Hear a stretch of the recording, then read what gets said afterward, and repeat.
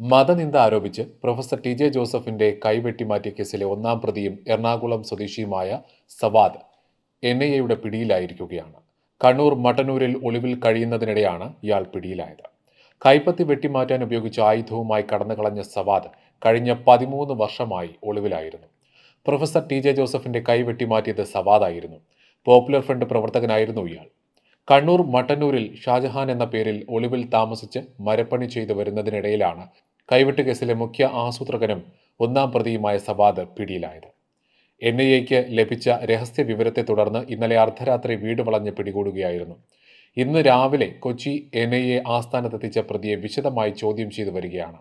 2010 July 4-നായിരുന്നു Kerala മനസ്സാക്ഷിയെ ഞെട്ടിച്ച സംഭവം നടന്നത്. തൊടുപുഴ ന്യൂമാൻ കോളേജിലെ അധ്യാപകനായിരുന്ന പ്രൊഫസർ ടി.ജെ. ജോസഫിന് നേരെയാണ് ആക്രമണം ഉണ്ടായത്. ആക്രമിച്ച് ഇദ്ദേഹത്തിന്റെ കൈപ്പത്തി വെട്ടിമാറ്റുകയായിരുന്നു.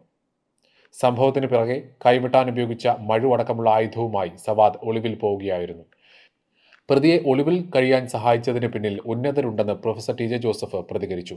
2011-ലാണ് കേസ് എൻ.ഐ.എ ഏറ്റെടുത്തത്. എന്നാൽ ഒന്നാം പ്രതിയെ കണ്ടെത്താൻ കഴിയാത്തത് ദേശീയ അന്വേഷണ ഏജൻസിക്ക് തിരിച്ചടിയായിരുന്നു. വിവിധ ഘട്ടങ്ങളിലായി സവാദിനായി ലുക്കൌട്ട് നോട്ടീസും പുറത്തിറക്കിയിരുന്നു. കഴിഞ്ഞ മാർച്ചിൽ ഇനാം 10 ലക്ഷമാക്കി ഉയർത്തി തെരച്ചിൽ ഊർജിതമാക്കുന്നതിനിടെയാണ് പ്രതി പിടിയിലായത്.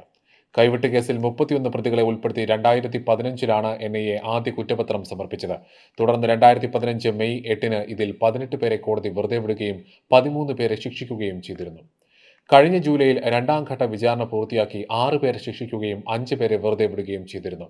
സവാദ് കേസിൽ മറ്റൊരു പ്രതിയായ നാസറിനൊപ്പമാണ് ഒളിവിൽ പോയത്.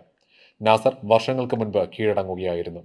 കേരളത്തിൽ നിന്ന് ബംഗളൂരുവിലേക്കും അവിടെ നിന്ന് നേപ്പാളിലേക്കും പിന്നീട് ഖത്തറിലേക്കും പോയെന്ന വിവരം ലഭിച്ചിരുന്നുവെങ്കിലും സവാദിനെ കണ്ടെത്താനായിരുന്നില്ല.